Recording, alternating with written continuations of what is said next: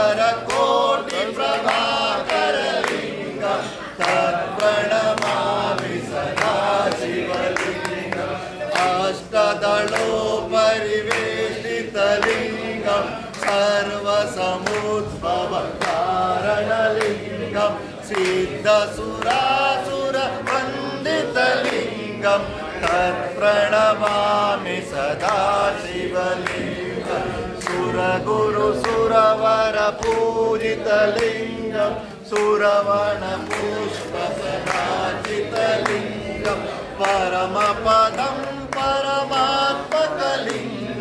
तत्प्रणमामि सदा शिवलिङ्गं लिङ्गात्मकमिदं पुण्यं यपठे शिवसन्निधौ शिवलोकमवाप्नोति शिवेन सह मोदते ॐ सौराष्ट्रे सोमनाथ श्रीगुरुभ्यो नमः हरि ओम् सहस्रशीर्षः पुरुषः सहस्राक्षः सहस्रपाद सभूमिं विश्वतो वृत्वा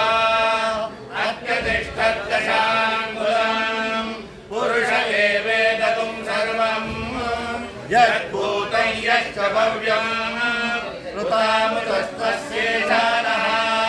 यदन्नेनातिरोहति एतावानस्य महिमः अतो ज्यायादुष्टपूरुषः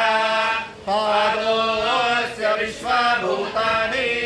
त्रिपादस्यामृतं दिवि त्रिपादो